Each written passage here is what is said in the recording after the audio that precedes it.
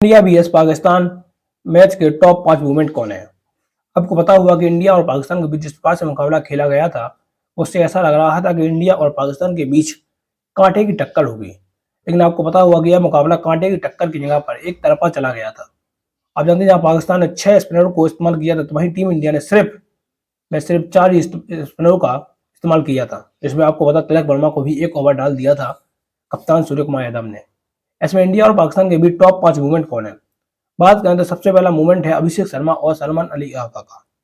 ऐसा इसलिए कह रहा हूं क्योंकि सलमान अली आगा ही पहला ओवर लेके आ गए थे अभिषेक शर्मा के सामने। उन्होंने ही वह कंट्रोवर्सी चालू की थी जिसमें उन्होंने कहा था कि अभिषेक शर्मा के साथ हम खेलना चाहते हैं।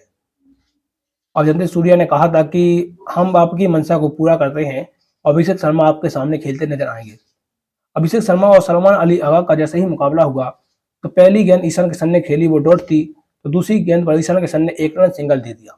फिर आए अभिषेक शर्मा बैटिंग के लिए। अब जानते हैं तीसरी गेंद डॉट, चौथी गेंद डॉट, 5वीं गेंद डॉट।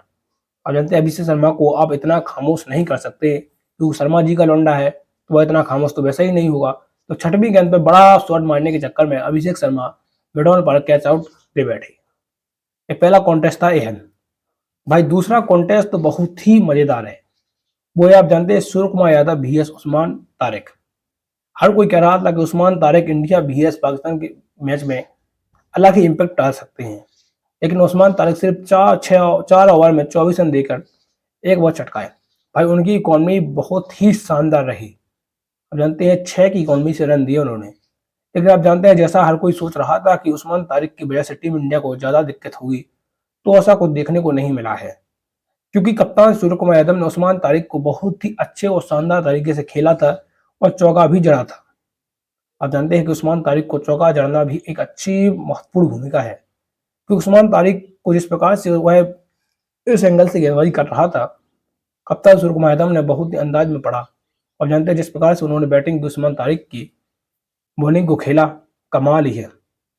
भाई तीसरा कॉन्टेस्ट है ईशान किशन vs साइंस शाह अफरीदी। हर कोई कह रहा था कि अभिषेक शर्मा vs साइंस शाह अफरीदी होगा, लेकिन वो आपको पता हुआ कि ऐसा नहीं हुआ और ईशान किशन vs साइंस शाह अफरीदी हुआ।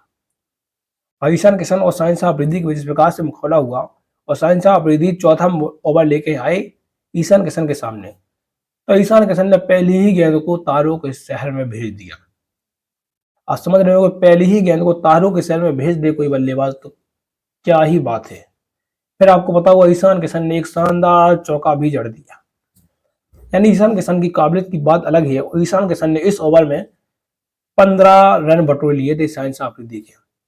और इंडिया पाकिस्तान मैच के टॉप 5 कॉन्टेस्टों में से यह एक कॉन्टेस्ट है जिसमें आपको पता ईशान किशन शानदार किशन ने कमाल ही कर दिया और अच्छी धमाकेदार अंदाज में बैटिंग की।